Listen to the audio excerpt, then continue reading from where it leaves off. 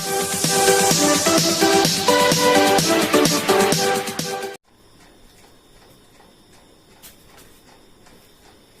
बच्चों, virtual class में आज सभी लोगों का स्वागत है। और आज बात करते हैं साधारण ब्याज की। साधारण ब्याज अर्थात जब कभी भी हम किसी व्यक्ति से कोई धनराशि लेते हैं, उधार लेते हैं या मांगते हैं, तो वो उस धनराशि को जब हम लोग वापस करेंगे तो उस पर कुछ न कुछ ब्याज देना पड़ता है। अब सबसे पहले पुरानी इस पद्धति में चलें तो बहुत समय पहले क्या होता था कि जब हम या कोई व्यक्ति, जिस समय के केवल सामान का आदान प्रदान होता था, पैसे का मामला नहीं था, धन नहीं होता था या आर्थिक हिसाब किताब नहीं था, तो उस समय कैसे होता था? क्या होता है कि जब कभी कोई एक वस्तु दी जाती थी तो दूसरी वस्तु एक दूसरे से आदान प्रदान की करके इस तरह से होता था। परंतु जैसे जैसे पैसे का, रुपये का प्रचलन हुआ होगा, तो उसके बाद फिर एक और प्रक्रिया आई कि सामान के बदले धनराशि दी गई। उसके बाद में क्या होता था कि मान लीजिए किसी व्यक्ति ने किसी से 10 रुपए लिए। जिस दिन वो व्यक्ति 10 रुपए वापस करता था तो एक थैलियां होती थी, उस जमाने में थैलियां होती थी, बहुत समय पहले की बात कर रहा हूँ, और थैली में गांठ लगाई जाती थी। तो गांठ लगाने के बाद जब वो गांठ लगी हुई थैली में, पैसा है उसमें, 10 रुपए उसने उधार लिया था, अब वो क्या दे रहा है? तो जो व्यक्ति उसको वापस करता था, तो जिसने उसको 10 रुपए दिए थे, तो वो कहता था कि भाई जिस दिन तुम मुझे 10 रुपए वापस देगा तो मैं जब इस पोटली को खोलूंगा तो इसकी गांठ खोलने के पैसे चाहिए। उसको कहते थे गांठ खुलाई। ठीक है, तो और आगे चल लेते हैं। तो वो 10 की जगह 11 रुपए हो सकता था, 12 रुपए हो सकता था, इस तरह से होता था। अब हम सीधे चलते हैं साधारण ब्याज पर। आज के ज़माने में जब हम चलते हैं तो साधारण ब्याज में 3 चीज़ें होती हैं। मूलधन अर्थात जो धनराशि किसी से ली गई है। पहले इनका अर्थ समझ लीजिए। जो धनराशि किसी से ली गई है या हमने किसी को दिया है, पहली बार जो दे रहा है उसको हम मूलधन कहेंगे, अर्थात वास्तविक रूप से कितना दिया गया। उसके बाद होता है समय, कितने समय के लिए दिया गया है, 1 साल, 2 साल, 3 साल, 4 साल, जो भी है। उसके बाद दर क्या लगाई, यदि 100 रुपए दे रहा है तो 100 रुपए पे कितने रुपए देने पड़ेंगे, 10 रुपए देने पड़ेंगे, 20 रुपए देने पड़ेंगे, कितना देना पड़ेगा। ठीक है, तो मूलधन, समय, दर। और तब बात करते हैं, एक और आता है मिश्र धन। जब कोई व्यक्ति किसी सामान को, भाई किसी धनराशि को देता है और देने के बाद ब्याज और जो मूलधन पहले देता, उन दोनों को मिलकर के बनता है मिश्र धन। उसको कहते हैं मिश्र धन। ये इसके स्टेप है। और कितना ब्याज लगा था, मान लीजिए उसमें से जो भी हमने मूलधन, अगर मान लीजिए 100 रुपए दिए हैं, 100 रुपए हमने किसी से लिया है या दिया है, और 100 रुपए के बाद जो वापस किया गया 10 रुपए मान लीजिए या 20 रुपए, तो उसको कहेंगे, जो 10 रुपए था उसको कहेंगे ब्याज। शॉर्टकट में जब हमारा जो सूत्र बनता है, साधारण ब्याज बराबर होता है मूलधन गुणा दर गुणा समय बटे 100। इस तरह से इसका सूत्र होता है। तो मैं यहाँ लिख लेता हूँ, ब्याज बराबर मूलधन गुणा दर गुणा समय और बटे 100।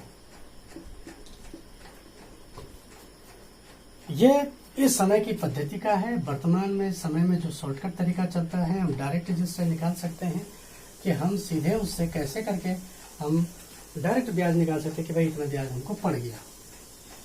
अब चलते हैं, सबसे पहले एक सीधे तरीके में ले लेता हूँ।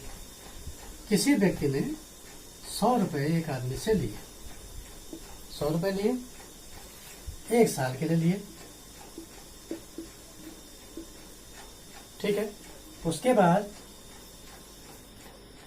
दर क्या थी, 1 साल में 10 रुपए पड़ेंगे। कितने पैसे रुपए पड़ेंगे, 10 रुपए, अर्थात दर हो गई 10 रुपए 1 साल के लिए।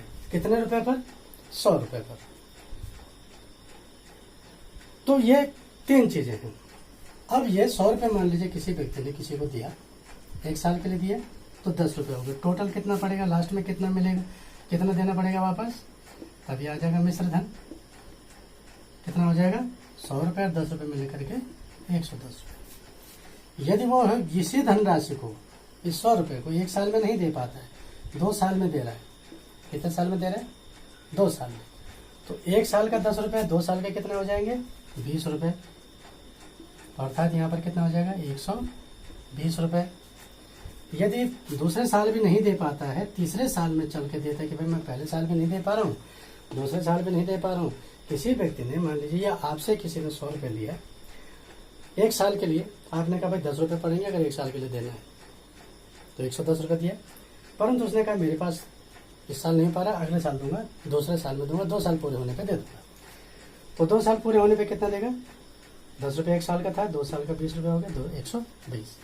तीसरे साल में यदि मान लीजिए नहीं दे पा रहा, दूसरे साल भी उसके पास पैसे नहीं थे, उसने कहा भाई मैं 3 साल के बाद दे दूंगा। 3 साल के बाद क्या हो जाएगा? यहाँ पर सीधे 30 रुपये हो जाएगा, क्योंकि 10, 10, 20। अब इसको क्या करेंगे? 10, धन 10 और धन 10, तब ये 30 रुपये हुआ। ठीक है, तो लास्ट इसके उस समय तीसरे साल में कितना दे देगा वो? 130 रुपये। इसको ये ना समझें कि पहले साल 10 रुपये, दूसरे साल 20 रुपये, तीसरे साल 30 रुपये, जोड़ जोड़ के ऐसा नहीं होगा। बल्कि क्या बोल रहा हूँ मैं कि पहले साल में जब नहीं दे पाएगा तो पहले साल में 10 रुपये पड़ेंगे, दूसरे साल नहीं हो पाएगा तो 10 रुपये और जुड़ जाएंगे, तब 120 हुआ। तीसरे साल में अगर दूसरे साल में भी नहीं था तो तीसरे साल में फिर 10 रुपये जुड़ जाएंगे, तब 30 रुपये होगा, तब 130 रुपये होगा। ये तो हो गया सामान्य प्रक्रिया। परंतु मैं आपको सीधे अब सूत्र की तरफ ले जाता हूँ कि सूत्र में हम कैसे करेंगे। सूत्र में साधारण ब्याज का जो सूत्र है आपने देखा होगा, खासतौर से कक्षा 4-5 में ये आता है, 5वीं कक्षा में 5th क्लास के लिए। तो अब हम सीधे चलते हैं। मूलधन ब्याज, साधारण ब्याज बराबर, यहाँ लिखा जाता है साधारण ब्याज, साधारण ब्याज बराबर मूलधन गुणा दर गुणा समय बटे 100। इस तरह से हमारा जो है सूत्र बनता है। इस सूत्र को आप याद कर लीजिए, साधारण ब्याज बराबर मूलधन गुणा दर गुणा समय बटे 100। अब यहाँ प्रश्न है कि यदि, या तो इबारती प्रश्नों में ले लीजिए, इबारती प्रश्नों में कैसे आ जाएगा कि रामू ने 500 रुपये 2% वार्षिक ब्याज की दर से या 5% वार्षिक ब्याज की दर से 3 साल के लिए किसी से धनराशि ली या उधार लिया, 3 साल के बाद वो कितना धनराशि चुकाएगा। ये तो आ गया इबारती प्रश्नों में। लेकिन यदि मैं डायरेक्ट में करता हूं कि यदि मूलधन बराबर, आपके पास प्रश्न इस प्रकार से भी आ जाते हैं कि मूलधन बराबर है 300 रुपया, अर्थात 300 रुपये ले रखा है, दर है 5%, कितने समय के लिए ले रहा है? 4 वर्ष के लिए। कितने वर्ष के लिए? 4 वर्ष के लिए। तो ब्याज बताओ। तो क्या करो? साधारण ब्याज या ब्याज बताओ, ब्याज कितना होगा, इस तरह से। अब क्या करना पड़ेगा कि ये सिर्फ साधारण ब्याज के सूत्र को लिखिए, मूलधन साधारण ब्याज बराबर मूलधन गुणा दर गुणा समय बटे 100। हमारे पास मूलधन कितना है? 300 रुपये। तो यहाँ कर दीजिए आप साधारण ब्याज बराबर, इसको लीजिए साधारण ब्याज, जिस तरह से लिखना है सूत्र कैसे उतार दीजिए, साधारण ब्याज बराबर मूलधन कितना है? 300 गुणा दर कितनी है? 5% गुणा समय कितना है? 4 वर्ष बट्टा ये वाला 100। ठीक है, क्या हुआ ये? साधारण ब्याज बराबर 300 गुणा 5 गुणा 4 बटे 100। सूत्र वो था मूलधन गुणा दर गुणा समय बटे 100। ठीक है, अब हम क्या करेंगे? इसको हल करेंगे। यहाँ शून्य है, यहाँ शून्य है, यहाँ शून्य है, यहाँ शून्य है। 100 या 300 भी होता है, परंतु आप इस तरीके से भी कर सकते हैं। ये शून्य कटे, ये शून्य कटे, ये शून्य कटे, ये शून्य कटे, और एक 3 हो गया, अर्थात यहाँ आ गया 3। ठीक हो गया। और क्या बच गया हमारे पास? लास्ट में बच गया है 3 गुणा 5 गुणा 4 बराबर 5 3 15 चौको 60 रुपये। ये 60 रुपये क्या है? ये है हमारा ब्याज। ये क्या बन गया? ब्याज। परंतु ये केवल ब्याज है। क्या है? ब्याज है। अर्थात जब हम इस धनराशि को लौटाएंगे तो कितना करेंगे? तब हम कहेंगे मिश्र धन। तो मिश्र धन बराबर क्या होता है? मूलधन धन ब्याज, मूलधन धन ब्याज, अर्थात 300 रुपये मूलधन है प्लस 60 रुपये कर दीजिए बराबर 360 रुपये हम उसको वापस करेंगे। तो इस तरह से हम लोग इसको करते हैं, ठीक है। तो हम जो क्या करेंगे, इसको इस तरह से हमको वापस इसको कंप्लीट करना पड़ेगा। आप इसको ऐसे भी कर सकते हैं कि मूलधन गुणा दर गुणा समय बटे जो हमने किया है उसको इस तरह से आप कर सकते हैं, ठीक है। तो कहने का मतलब है कि हमने इसको पूरा इस तरह से निपटाया, ठीक है। ये ध्यान से देख लीजिए आप कि मैंने ये जो ले लिया है इसको कंप्लीट इस तरह से किया, ठीक है। ऐसे ही प्रश्न एक और ले लीजिए, अगर और प्रश्न भी आप करना चाहें तो और भी कर सकते हैं कि मैं मूलधन ले रहा हूँ दर गुणा समय बटे 100 इस तरह से। तो हमारे पास है मूलधन, फिर दर हो गया, फिर समय हो गया और फिर उसके बाद ब्याज आपने निकालना है। तो मैं एक प्रश्न दे रहा हूँ, यहाँ है 600 रुपया, दर है चलिए 5% कर देते हैं और समय है 3 वर्ष। तो इसको आप इस तरह से हल करने का प्रयास कीजिए।